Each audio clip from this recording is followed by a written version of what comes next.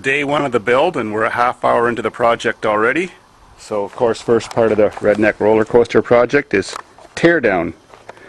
Remove front plastic bumper cover, remove little radiator grill thing or whatever it's called, remove both headlights. We have to remove the master cylinder. We already have a power brake master cylinder mounted on the chair device, which is exactly the same as this one. I've removed the speed control for the cruise. Remove the air cleaner to get access to where the inner tie rod ends mount to the center of the rack down there. I have to unbolt those bolts. I have to unbolt the clamper bolts that hold the rack to the firewall, take the steering column out, and flip the rack over 90 degrees so the steering column shaft points this way so it can run up to the seat area. And by doing that, I have to modify this tie rod arm, add some wiggles to it to clear things, and I have to manipulate and maneuver the power steering lines so they're still functional and don't break and clear your tie rod. Then I'll have to remove the struts from the vehicle, disassemble them, and put inner springs inside. So there's 2 springs in each strut, and I like to use Honda Accord springs, and that compensates for the extra weight that will be on it, so it will still ride level. Well, that was simple enough. Just some bolts and clips. Now, first thing we notice is the front bumper assembly is slightly different than the old car, which means I don't need that plastic. The next thing is this vehicle has energy absorbing corrugated bumper shocks. I don't like that as much as the gas charge energy absorbing shocks, which are much sturdier. So I'm going to have to more securely weld these plates to the vehicle. And I guess they already are welded to the bumper.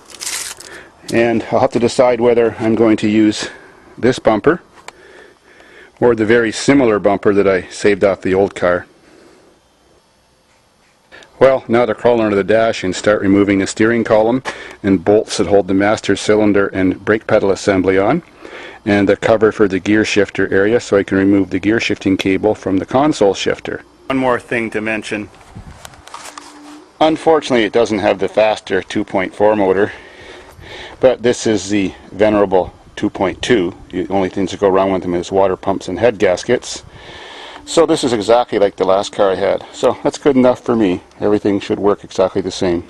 And of course, didn't need the spare tire, so just removed all that unnecessary weight so it tips better. Now back to getting all that spaghetti out of the way and rewiring it for the Chrysler steering column that's on a seat assembly that's in the shop. And of course, didn't need the spare tire, so just removed all that unnecessary weight so it tips better. Now back to getting all that spaghetti out of the way and rewiring it for the Chrysler steering column that's on a seat assembly that's in the shop.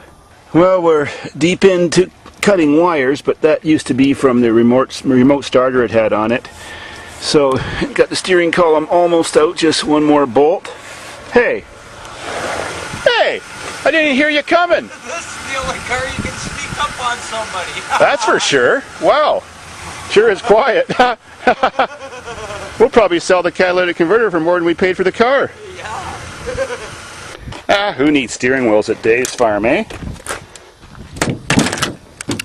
At least, who needs one inside the car? We need one in a car.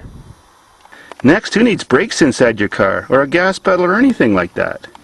In a car. I do. He's such a sweetie. He's my first passenger in the new Redneck roller coaster. Hey, baby. Well, now I finally had my first James in the car. Yeah. Don't tell the cops. Hi, James. Cabbage. Hi, James.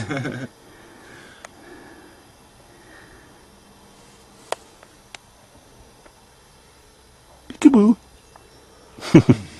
Without a steering wheel. Yeah, but he's going to be my helper kitty today. Now that the brake booster's out, I can get good access to get the steering rack all unclamped and tie rods removed, and then flip it so the input shaft is pointing this way, and then I have to make an L bracket to reattach the tie rod ends to. out of angle iron. Got both clamper things off. Now the rack is able to be manipulated and moved around and flipped over, but I first got to modify and twist those lines because they interfere when I'm flipping over the rack. Those are the power steering high pressure hydraulic hoses. Well, now you can see why these cars are most suitable for this application, because the steering rack is mounted halfway up on the firewall, unlike most other cars where it's mounted down below on the subframe. And you can unhook those clamper things in the steering rack, flip the steering rack over like we did, and put the clamper things back on, and it still fits.